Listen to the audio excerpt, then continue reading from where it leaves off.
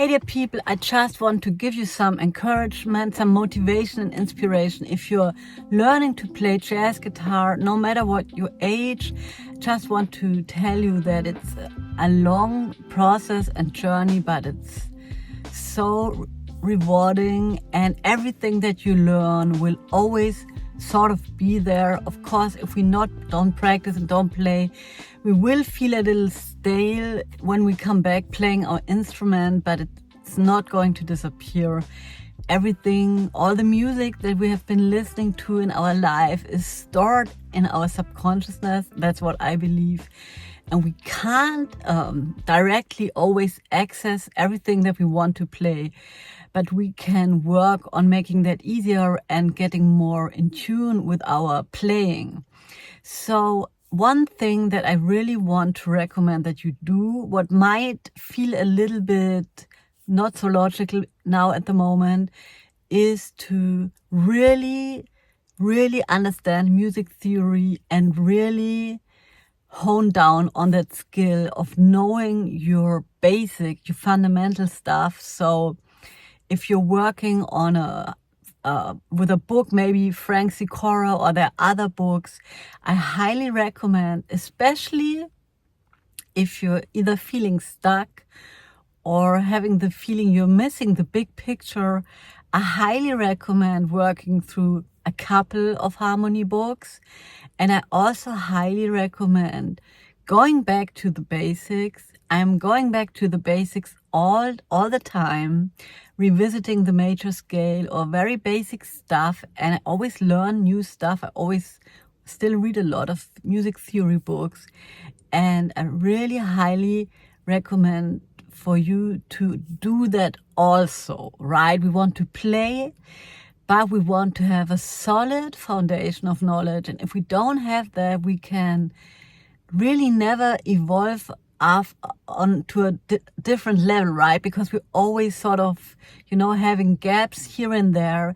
And as long as we don't go back to working on this basic stuff and checking out for ourselves what's missing, right? Because only you can know that, right? Even if you have a very good teacher, she or he will need a long time to understand what's missing, and maybe that's never going to happen. So you have to get back, put your ego aside, start at the beginning again, and you'll be surprised what you find. I always find new stuff that I didn't know, or maybe just a different angle, right? Just like a different explanation can make all the difference. And one thing that I want to talk about today is, if you want to get better, one thing that is also very important is to focus and to learn to, focus for a longer period of time, especially if you're going to, let's say you would be playing a jazz concert, you have a couple of different tunes coming up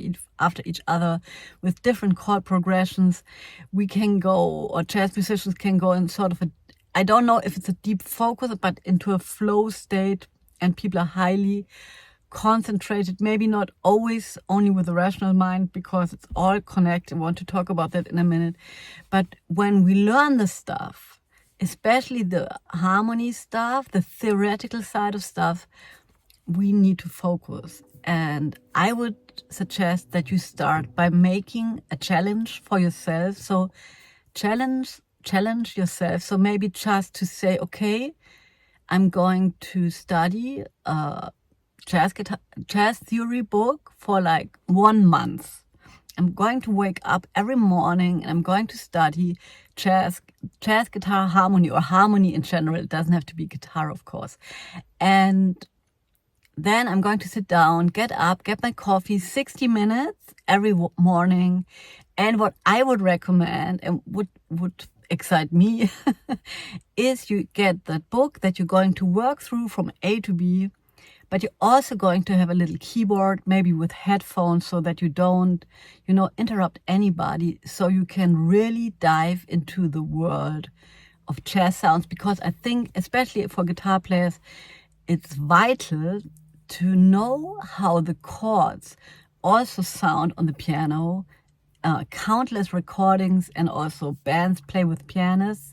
And I know my own confusion because the voicings sound different, of course, to get accustomed to how maybe a -7 chord with 10 notes sounds and opposed to a shell voicing. So what I want to say is you work through a book, a music theory book, but play the examples on the keyboard and do that 60 minutes every morning. And I think this will make such a drastic difference. Of course, you can also check the stuff on the guitar, but maybe if it's possible for you, if you have any chance to understand where the C is on the keyboard, right? Because it's not about learning piano. It's not about learning piano skills. It's about understanding the same stuff that you need on the guitar to learn that on the piano.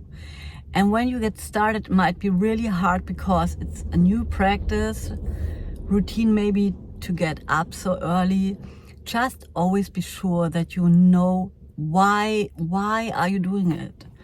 And that, I can tell you countless stories of myself being highly motivated, right? Maybe after a video like this, and yes, I'm going to do that, but then waking up or the time comes, so you don't have to do it in the mornings, but I would suggest that you set a time and a date or like a specific time, so maybe always the same time every day, so that at 3 o'clock I'm going to do that. And I just wanted to say, I know the exact feeling of being so hyped up now. We're going to change the world. We're going to get really good.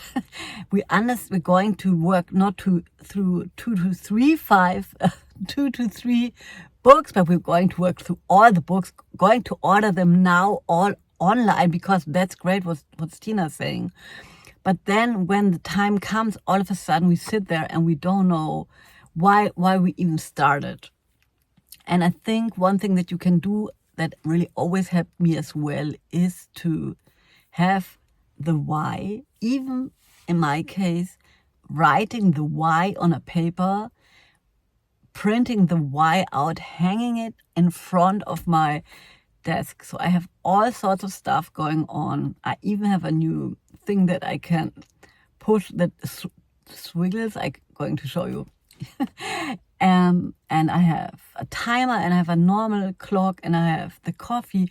And I sometimes feel a little strange because it came to this place that I have to have everything in a certain way, but it works. And then I work, and that's all what's counting. And if people think that's strange, that's fine for me, because I get down to work. So be sure to think about your why. The why could be you want to finally understand what you're doing and have a context, but could also be you have that colleague that's always throwing around music theory and you understand it, but maybe you also think it might be wrong, but then you can't say a word to him, and it makes you sort of frustrated to just like take his or her advice without knowing if it's true, right? It can sort of make us feel bad to, there's always this guy or maybe girl in the corner telling you something, how to do something, and then maybe it's just not true, but you can't even go into the conversation because you don't know the context, you don't know your music theory. And don't forget, time is always going on. You're going to be, hopefully, 10 years older in a given moment, and then you will be so happy if you put in the time now, because the good news is that you will learn it, and it might be very hard in the beginning. So I want to give you 2 tips. First of all, read about all those music theory stuff. Read it and read it again, and maybe read it out loud, and just do that even if you don't understand it. And also play it, and just play it even if you don't hear it. So you might be thinking it doesn't sound good, or it's strange, or you will never use it. But just like, even so you're not used to either theory nor the sound, just go ahead and do it. And maybe you work through one chapter in one session. And if you really don't understand nothing, maybe work through the same chapter again the next day. and you will hear how stuff will sound different in your ears, and also how the music theory will make more sense. And in jazz especially, it always goes hand in hand. We can never forget, we can never understand music theory fully without playing it, right? We can analyze 2-5-1s and think we know what it is, and then we have a tune where the 5 is not at all full of tension. That happens. And we can only hear and feel that, right? So yes.